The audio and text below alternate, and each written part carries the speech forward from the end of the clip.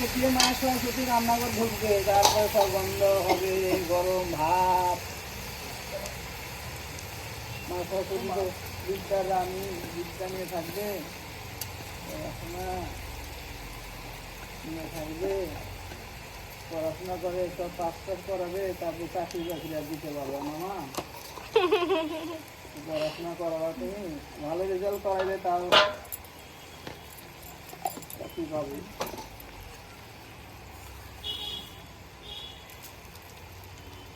করে মা